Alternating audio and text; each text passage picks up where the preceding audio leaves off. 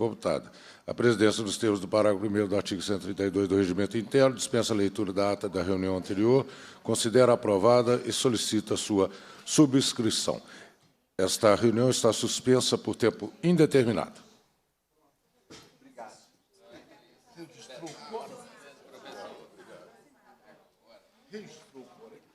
Não deu tempo.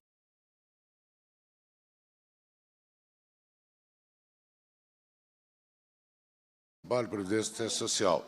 Esta reunião se destina a apreciar a matéria constante na pauta e a receber, discutir e votar proposições da comissão. A presidência informa o recebimento da seguinte correspondência. Ofício da Minas Gerais Administração e Serviços S.A., prestando informações relativas ao requerimento número 1118/2023, publicada no DL de 7/3/2025.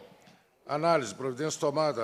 A Minas Gerais Administração e Serviços, em 27/2, informou que realiza reajustes salariais regularmente, conforme estabelecido nas convenções e acordo coletivo de trabalho. Estes reajustes são aplicados assim que são registrados no Ministério do Trabalho e Emprego. Os reajustes referentes às convenções coletivas de trabalho de 2023 já foram homologados e concedidos. Passa-se a segunda fase da ordem do dia, que compreende a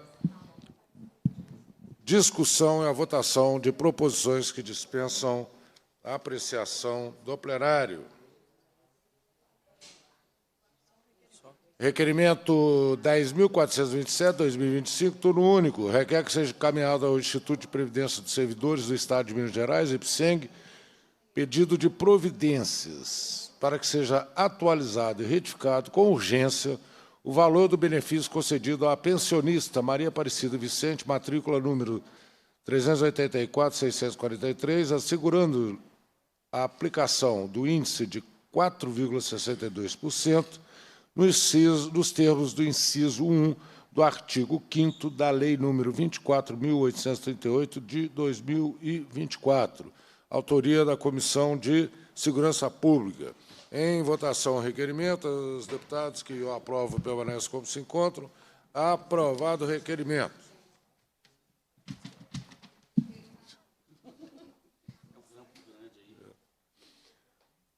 Passa a terceira fase da ordem do dia, que compreende o recebimento, a discussão e a votação de proposição da comissão. Sobre a mesa... Tá. Sobre a mesa, requerimentos deputados. Mauro Tramonte, Betão, Celindo Citrocel, deputado Leleco Pimentel. Vou fazer as leituras... Não, vou fazer só a leitura de um. Os deputados que subscrevem requerem a Vossa Excelência, nos termos do artigo 100, inciso 5º do Regimento Interno, seja realizada audiência pública para debater a assistência aos moradores do bairro 1º de Maio, em Belo Horizonte, que tiveram suas casas interditadas por abalo do solo, supostamente provocada por galerias de água gerida pela Copasa. Audiência pública. Em votação, o requerimento, os deputados com a própria permanência como se encontram. Aprovado. Passa a presidência para o deputado Celindo Citrocel, para leitura e votação de requerimentos de minha autoria. Tem uma canetinha. Requerimento 12.992, de 2025. O deputado que subscreve requer a Vossa Excelência, nos termos do artigo 103, a linha 3, a letra A, do Regimento Interno, seja encaminhada à Prefeitura Municipal de Contagem e à Secretaria Municipal de Educação de Contagem, SEDUC, pedido de providência para que seja revogada as orientações referentes à redução de carga horária e o corte de ponto dos trabalhadores e das trabalhadoras da Rede Municipal de Contagem, FUNEC, diante do processo de mobilização da categoria em pleno início da sua campanha salarial 2025. Lutam por melhores condições de trabalho, salário e carreira. Autor, deputado Betão. Requerimento 12.993, de 2025. Deputado que esse subscreve que seja formulada manifestação de apoio à mobilização dos trabalhadores e trabalhadoras da Rede Municipal de Contagem e da FUNEC, em pleno início de sua campanha salarial 2025, reivindicam melhores condições de trabalho, salário e carreira, mas foram injustamente penalizados com o corte de ponto promovido pela Secretaria Municipal de Educação, SEDUC, e pela a Prefeitura de Contagem. Essa medida, além de ferir direitos dos educadores, desconsidera a importância de uma luta por melhores condições de trabalho e valorização profissional. Reforçamos nossa solidariedade à categoria que, com comprometimento e dedicação, garantem a formação das futuras gerações e exigimos que a Prefeitura reconsidere sua decisão, respeitando os direitos dos trabalhadores da educação e garantindo que a greve seja tratada com a seriedade e o respeito que merece. Requer ainda que seja dada ciência dessa manifestação a Patrícia Pereira, coordenadora-geral do Sindiúte de Contagem. Requerimento 12.994/2025. O deputado que subscreve requer a Vossa Excelência dos Ambientais que seja realizada oitiva do senhor Anderson Luiz Coelho, presidente do Conselho Regional de Fisioterapia e Terapia Ocupacional da 4ª Região, CREFITO 4, para apresentar à comissão os resultados da fiscalização realizada na cidade de Monjolos, localizada na região central do Estado, bem como em outras cidades de Minas Gerais. Autor, deputado Betão. Em votação, os requerimentos. Pela ordem, presidente. Pela ordem, deputado Betão. Os requerimentos que nós vamos votar agora, ele é autoexplicativo, né?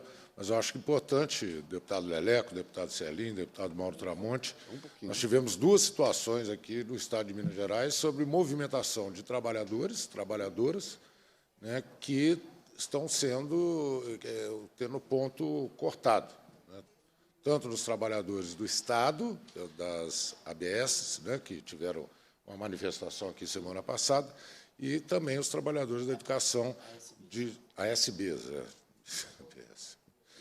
ASBs, né, que trabalham no Estado, como os trabalhadores da educação de Contagem, que a Secretaria de Educação determinou o corte de ponto pela paralisação feita e da abertura, né, da campanha salarial. Porque normalmente é feita uma paralisação para se aprovar uma pauta de reivindicações, entregue à Secretaria e depois há uma combinação da reposição dessas aulas, né? Então, por isso, nós estamos apresentando esses dois requerimentos, de apoio à manifestação lá em Contagem e também pedindo ao secretário de Educação que reveja, né, esse corte de ponto. Obrigado, presidente. Em votação os requerimentos, os deputados que o aprovam permaneçam como se encontra. Aprovado o requerimento. Retorno a presidência ao deputado Betão. Tá. Obrigado, deputado Celino Citrocel. Nós vamos agora... Sim.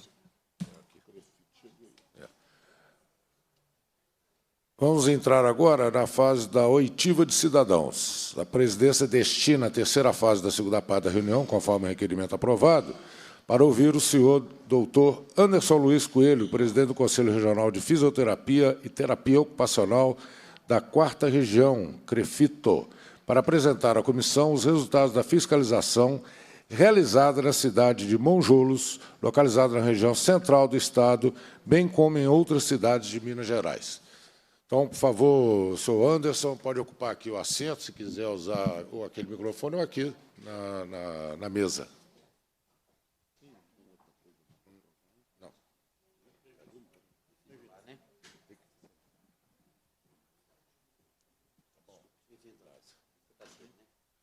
O Anderson, normalmente, numa oitiva dessa, até 15 minutos.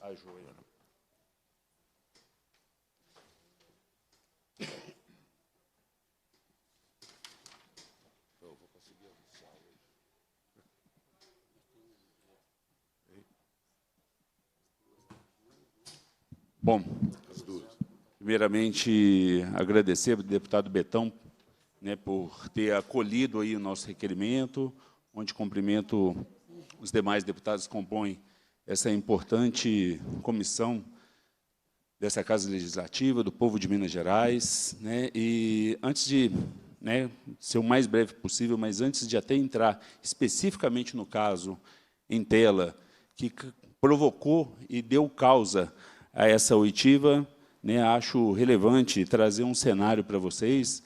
O Conselho Regional de Fisioterapia e Terapia Ocupacional ele abrange as duas profissões, fisioterapia e terapia ocupacional, no estado de Minas Gerais, nos seus 853 municípios. Hoje nós temos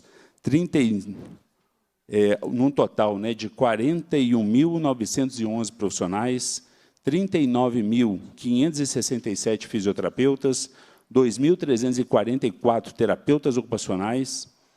Um perfil dessa categoria traduz que 80,58% dos fisioterapeutas são do gênero feminino, 19,42% do gênero masculino, e dentre os terapeutas ocupacionais, 95,39% são mulheres e 4,69% do gênero masculino. Nós temos 11.727 estabelecimentos de fisioterapia e terapia ocupacional no Estado, sendo 3.954 consultórios para autônomos. Dentre esses estabelecimentos, apenas 1.095 são órgãos públicos, né, esparramados nesses 853 municípios. E uma realidade em que se encontram as profissões de fisioterapia e terapia ocupacional é uma situação de baixos vínculos empregatícios, de uma precariedade de trabalho muito grande, em que a maioria deles, em que pese serem liberais, acabam constituindo empresa para, não como uma necessidade de negócio, mas como não como uma oportunidade de negócio, mas como uma necessidade. Então, não é uma estratégia de oportunidade, mas sim uma necessidade de prestar serviços, né, uma vez que tem baixos vínculos precários. Nós trabalhamos pela inclusão da fisioterapia e da terapia ocupacional no Simples Nacional, objetivando diminuir os impactos tributários e financeiros, né, para estes profissionais, para essas empresas, e tentar aumentar a formalização dos vínculos trabalhistas. Mas isso acabou gerando também quarteirizações, ainda mais com a reforma trabalhista. Então, hoje, a gente tem um problema muito crítico, que, inclusive, provocamos a imprensa, reunimos com o segmento, principalmente das pessoas que estão na assistência domiciliar, de uma quarteirização, empresas que assumem com valores muito baixos e captam profissionais liberais sem nenhum tipo de contrato, pagando valores muito baixos, ora, se são profissionais. Isso quando a gente não encontra, com a dificuldade de fiscalização que a gente tem dentro dos domicílios, né, é praticamente impossível, estagiários irregulares, sem preceptor, sem vínculo com docente. Então, uma fraude ao contrato de trabalho, né, fisioterapeutas falsos, né, ilegais, dentro das casas das pessoas, colocando a população em risco. Eu comecei falando sobre o perfil de ser a grande maioria mulheres, principalmente para reforçar as duplas jornadas, as diferenças salariais, e não seria diferente nas nossas categorias, né? Afinal de contas, o país ocupa o segundo lugar, perdendo só para o Japão, em índice de burnout, síndrome de burnout, estresse físico e mental ligado ao trabalho, com pessoas, que mais de 47% dos fisioterapeutas apresentam sinais da síndrome em unidades de terapia intensiva. Quando a gente pega toda a categoria fisioterapeutas e terapeutas ocupacionais, isso a gente tem uma média aí de 6% em toda a categoria, em todos os cenários, né? Uma vez que esses profissionais sempre demonstraram tanta importância nas grandes crises sanitárias de importância internacional, mas ainda tem uma precariedade muito grande de trabalho, né? Então, a gente tem aqui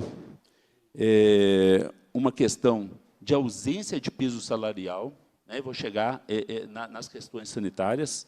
Tá? A gente tem uma ausência de piso salarial no Estado. Alguns estados têm isso estabelecido por lei, como Rio de Janeiro, Piauí. Então, por exemplo, o piso salarial para numa jornada máxima de até 30 horas no Rio de Janeiro é de R$ 3.044, em São Paulo, que é Convenção Coletiva de Trabalho, R$ 3.476, no Piauí, R$ 3.788, em Minas Gerais, a convenção coletiva estabelecida pelo Sinfito-MG não especifica valor de piso, a não ser os outros benefícios, tá? Mas, quando ele firma acordos com clínicas que o procuram, tem firmado numa média de R$ 2.753,82.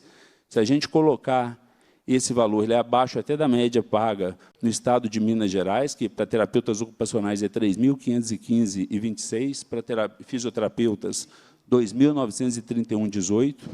Se a gente pegar esse piso, esses valores que estão acordados, né, coletivamente entre empresas específicas, e fazer todos os cargos, né, os encargos de tributos dessa pessoa, esse salário líquido ele vai para R$ 2.339, considerando INSS, imposto de renda, desconto de vale transporte, o que dá um bruto da hora de R$ 18,36 e líquido de R$ 15,60. Então, é praticamente impossível que, com essas condições remuneratórias, um profissional continue se capacitando, estando atualizado nas dezenas de especialidades, dezenas de complexidades, seja na assistência ambulatorial, domiciliar ou hospitalar. Né? A gente tem casos, senhores deputados, que precisamos da ajuda de vocês e desta comissão, como, por exemplo, sinto aqui, Montezuma, que é um estado que paga um salário mínimo para um profissional que teve minimamente um período de integralização de um curso de graduação de ensino superior de 5 anos, 4.000 horas, isso para se tornar um generalista, fora todas as outras capacitações e cursos de formação que fez após ter se formado, não se encerra com a graduação pequeno passo, mas nem os gestores, nem a população querem um generalista, elas procuram as habilidades e expertises de um profissional, e a gente tem um problema que é crítico, que é exatamente os valores na tripartite que vem do Ministério da Saúde, do governo federal, né, que são valores da tabela SIGTAP, que tem ainda um modelo remuneratório por procedimento, onde os valores mais baixos chegam a R$ 4,65 os valores da tabela SUS, o procedimento, e R$ 6,35 os mais altos. Quando a gente vai para a saúde suplementar, que também é um modelo fee-for-service de pagamento por procedimento, a gente tem uma média de códigos que variam de R$ 20 a R$ 39.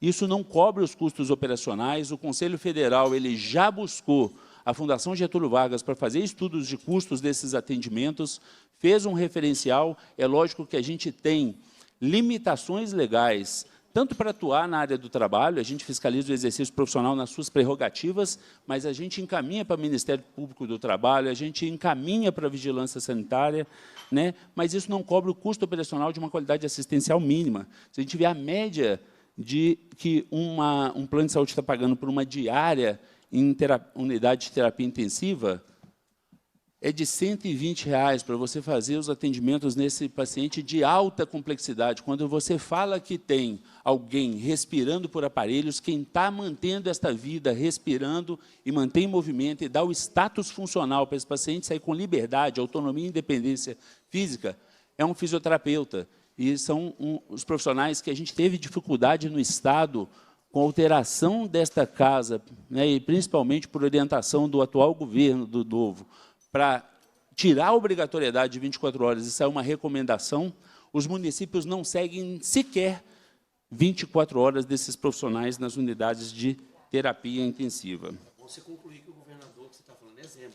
Governador Zema, né, que por orientação de intervenção mínima do Estado, né, de uma orientação partidária, é inimaginável a gente pensar que nas condições sociais e trabalhistas, de saúde, de educação e de segurança, a gente deve não ter aí políticas que garantam minimamente esses profissionais e condições mínimas salariais para que eles consigam entregar para a população algo que seja a qualidade assistencial mínima. Nós não estamos falando de atendimento de alto padrão, de qualidade. Nós temos uma média de 500 fiscalizações ano, atos fiscalizatórios. A gente fiscaliza todos os municípios. Em alguns municípios, as condições sanitárias de precariedade de serviços, em que pese termos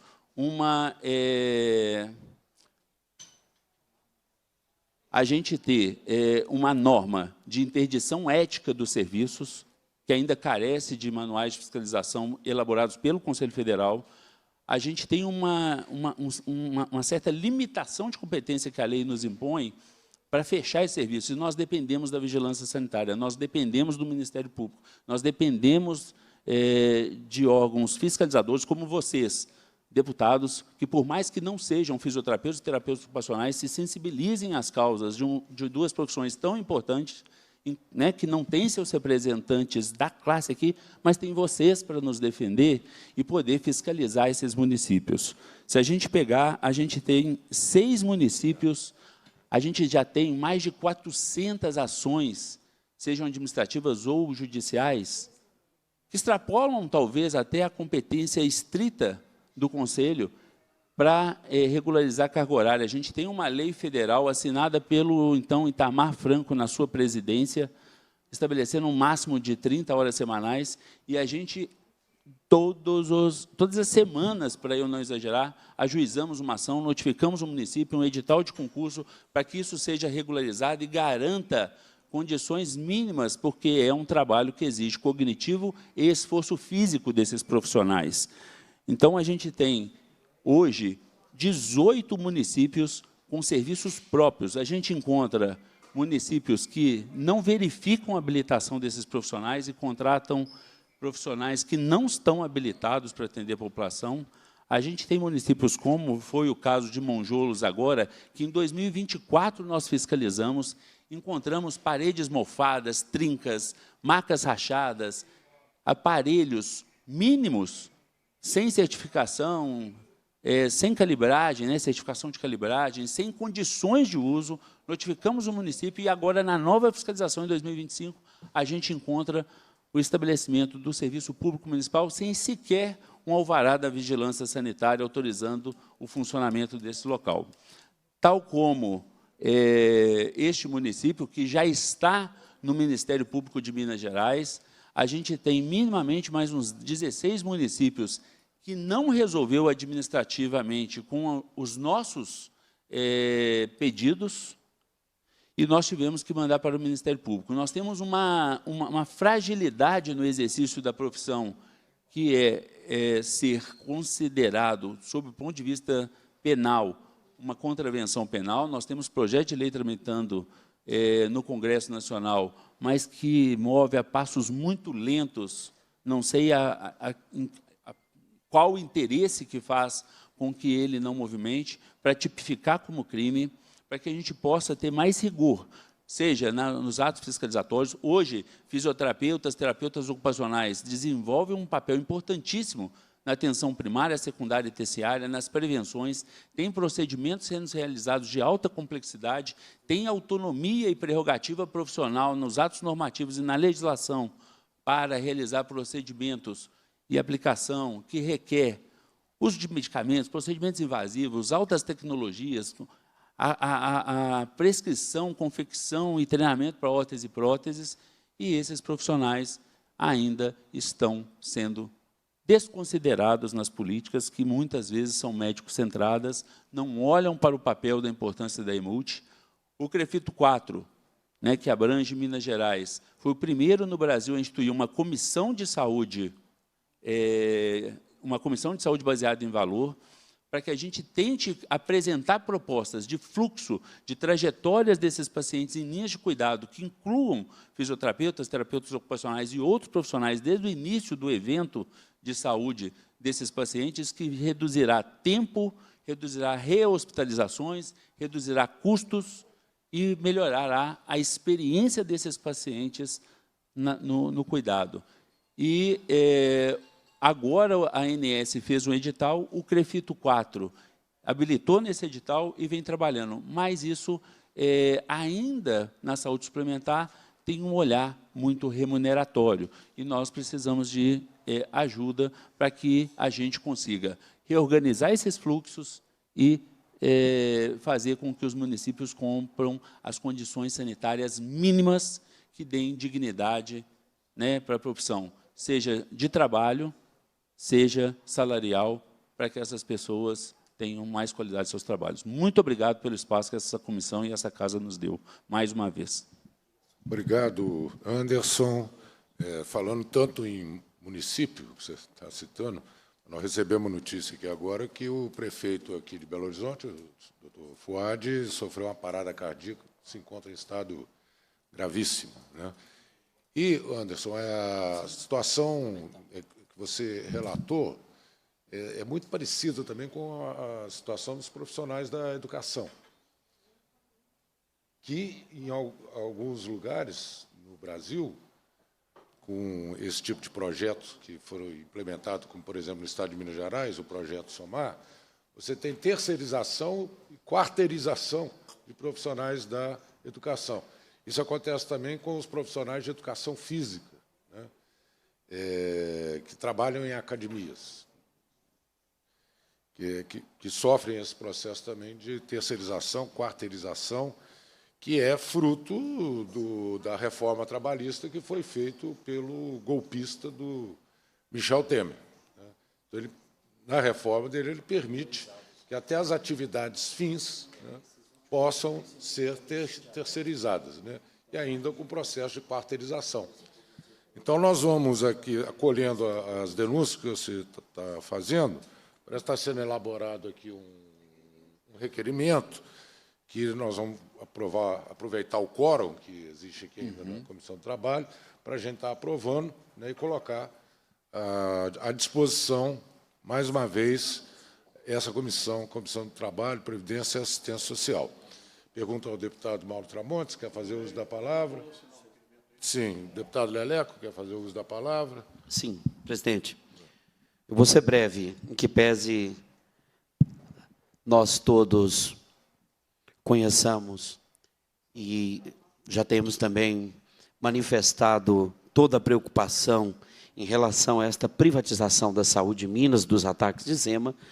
O que nós ouvimos aqui do representante do CREFITO, né, o Anderson, é que nós temos um ataque direto à categoria, inclusive, não só com uma remuneração que não traz dignidade, mas colocando em risco os pacientes. Isso é muito grave. E é, para nós, em relação à fiscalização que faz o CREFITO, um conselho federal, uma voz que não pode ficar, né, na normalidade do cotidiano, porque é uma oitiva na Comissão de Trabalho e traz consequências que são, para nós, possibilidade de uma investigação e até, a partir de uma audiência pública, para que a gente traga a esta casa, de fato, elementos para uma CPI em relação ao desmonte que Zema vem promovendo em relação à saúde no Estado de Minas Gerais. Se a Comissão de Saúde desta casa não compreendeu a gravidade e nós entendemos que vamos também fazer um requerimento para que aquela comissão possa averiguar e investigar os dados aqui trazidos, perdão, eu creio que nós precisamos também nos somar aqui com os dados trazidos num requerimento para que a Secretaria de Saúde nos responda com celeridade sobre estes fatos aqui narrados. Então, eu pediria, presidente, que a gente acionasse, por requerimento, a Secretaria de Estado de Saúde, a Comissão de Saúde desta casa, tendo em vista que nós já temos aqui as denúncias somadas em relação ao fechamento de hospital, porque são muitas as barreiras impostas pelo governador do Estado, e é por esta razão que nós temos que levantar provas e transformar parte do seu relato, se nos permite, investigação, para que a gente possa aqui trazer mais robustez.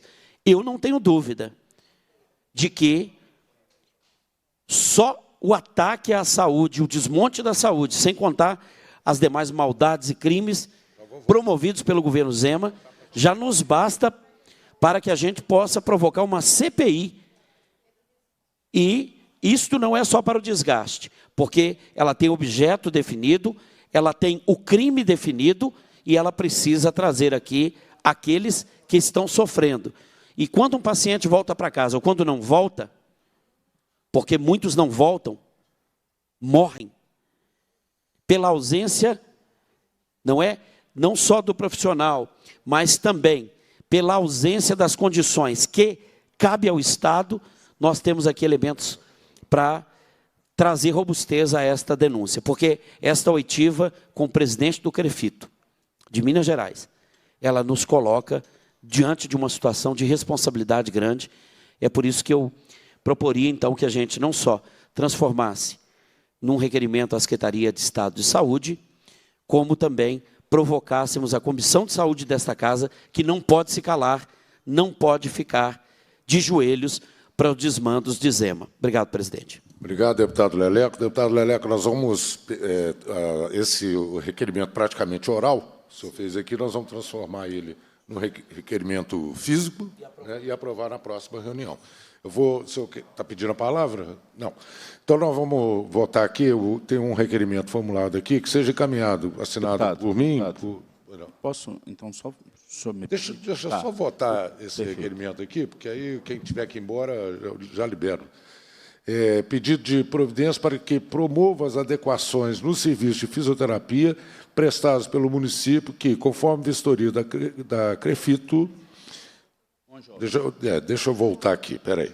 Que seja encaminhada à Prefeitura Municipal de Monjolos pedido de providência para que promova as adequações no serviço de fisioterapia prestados pelo município, que, conforme vistoria da CREFITO, apresenta graves problemas de infraestrutura, não oferecendo condições adequadas de conservação, segurança, organização, conforto e higiene para a oferta do serviço. Em discussão, em votação. Os deputados que concordam permaneçam como se encontram. Aprovado. Doutor Anderson, por favor. Não, seria exatamente nessa linha, da mesma forma que tem Monjolos, que motivou esse requerimento, nós temos alguns outros municípios que se encontram nessa mesma situação. Então, se me permitirem passar para vocês estes municípios, e tal como fizeram com Monjolos, faça com os demais municípios.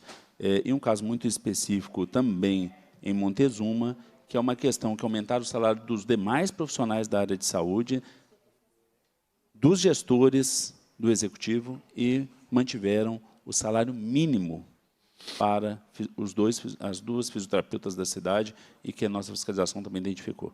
Perfeito, doutor Anderson. Se o senhor puder enviar essas cidades até a próxima reunião, que é na quarta-feira, nossa reunião ordinária, toda quarta-feira, 10 horas da manhã. Né? Aí nós vamos estar elaborando os requerimentos para a gente poder fazer.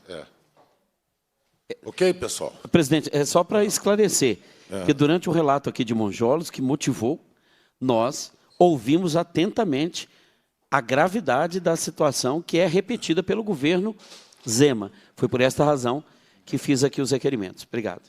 Perfeito. Podemos finalizar? Cumprida a finalidade da reunião, a presidência agradece a presença dos parlamentares, convoca os membros para a próxima reunião ordinária, determina a lavratura da ata e encerra os trabalhos.